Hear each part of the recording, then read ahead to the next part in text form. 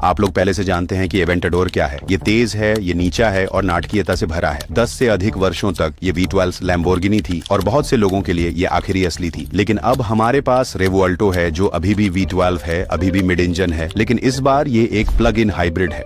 अधिक शक्ति, अधिक तकनीक और अधिक सब कुछ। तो सवाल ये है, क्या रेवोल्टो वास्तव में अपग्रेड के लायक है या क्या ये सिर्फ एक लैपटॉप के साथ प्लग किए गए एवेंटाडोर जैसा है? खैर चलो देखते हैं। आइए वहां से शुरू करें जहां ये सबसे ज्यादा मायने रखता है। प्रदर्शन। एवेंटाडोर अल्टीमे है पीक। पुरानी शैली का लैम्बो, स्वाभाविक रूप से एस्पिरेटेड 6.5 लीटर वीट वाला, कोई टर्बो नहीं, कोई बैटरी नहीं, सिर्फ 780 PS की शुद्ध आवाज और गुस्सा। 0 से 60 तक पहुंचने में 2.8 सेकंड और अधिकतम गति 221 मील प्रति घंटे। और अब यहाँ है रेवोल्टो। ये भी 6.5 लीटर वीट वाला है, लेकिन ये बिल्कुल नया है। हल्का, अधिक रेविंग और 3 इलेक्ट्रिक मोटर्स के साथ जोड़ा गया। ये सब मिलकर थोड़ी सी अधिक 1000 को धक्का दे रहा है। हॉर्स पावर 0 से 60 2.2 सेकंड। टॉप स्पीड 217 मील प्रति घंटा से थोड़ी ज्यादा। तो हाँ, यह तेज है, लेकिन यह अलग भी है। एवेंटाडोर हथौड़े की तरह मारता है और रेवोल्टो एक नियंत्रित विस्फोट की तरह महसूस होता है। एक हिंसक है, दूसरा अधिक सर्जिकल है, लेकिन दोनों बिल्कुल खतरनाक हैं, सबसे अच्छे तरीके से। हालांकि अब अगर आप कभी भी एवेंटाडोर चलाने के लिए भाग्यशाली रहे हैं तो आप पहले से जानते हैं कि single clutch ISR gear box एक अनुभव यह कठिनाई से शिफ्ट करता है। यह आक्रामक है और गियर्स के बीच ऐसे टकराता है जैसे किसी झगड़े को शुरू करने की कोशिश कर रहा हो। सिद्धांत में तो यह अच्छा लगता है, लेकिन ट्रैफिक में इतना मजेदार नहीं है। दूसरी ओर रेवोल्टो इसे सुधारता है। ये एक नया 8 स्पीड डुअल क्लच का उपयोग करता है जो साइडवे माउंट होता है। V12 पर पहला DCT लैम्बो। ये अधिक सुगम है, ये तेज है, अधिक अनुमानित। आपको ड्रामा मिलता है, लेकिन अब आप वास्तव में बीच में आराम कर सकते हैं। कोनो फिर चेसिस है, दोनों कार्बन फाइबर, लेकिन रेवोल्टो अधिक कठोर, हल्का और इसमें अधिक सक्रिय एरो, टॉर्क वेक्टरिंग और रियर व्हील स्टीयरिंग शामिल है। ये तेज, अधिक फुर्तीला, कम चीन की दुकान में बैल जैसा और अधिक लड़ाकू जेट जैसा है। एवेंटाडोर था एक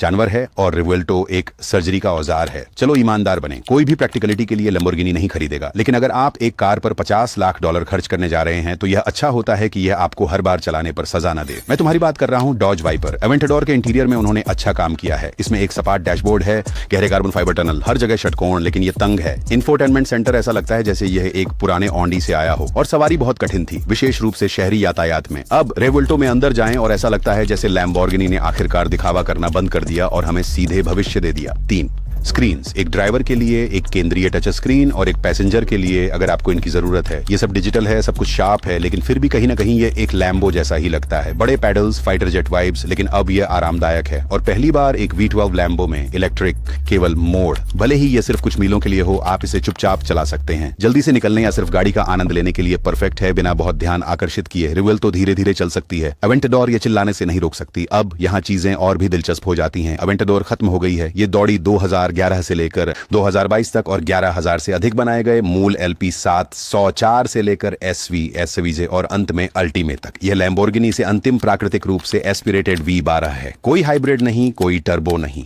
बकवास, वही इसे एक संग्रहणीय वस्तु बनाता है और बाजार इसे जानता है। अल्टीमाए पहले से ही काफी अधिक मूल्य पर बिक रहे हैं। MSRP SV वही कहानी। ये कच्चापन है, ये प्रसिद्ध है और इसने एक कालजयी युग को समाप्त किया। दूसरी ओर रेवोल्टो कुछ नया की शुरुआत है। ये उनका पहला plug in hybrid full production V12 है, पहला बाहर में DCT वाला लैम्बोर्गिनी और पहली बार जब बैल वास्तव में थोड़ा बैटरी बनता है। अब जल्दी से, इससे पहले कि कोई टिप्पणियों में कुछ कहे, हाँ हमें पता है तकनीकी रूप से रेवोल्टो पहला हाइब्रिड लैम्बोर्गिनी नहीं है। वह खिताब जाता है सियान। ये 2019 में आई थी और इसे एक गूंजती हुई V12 इंजन के साथ जोड़ा गया था। पारंपरिक बैटरी की जगह एक सुपर कैपेसिटर और सच में यह बाकी सभी से ज्यादा एक जंगली प्रयोग था। सिर्फ 63 कूपे और 19 रोडस्टर तक सीमित था। यह अल्ट्रा दुर्लभ और अल्ट्रा महंगा था, लेकिन इसने लैम्बोर्गिनी को पूरी तरह से गए बिना हाइब्रिड तकनीक में उतरने का मौका दिया।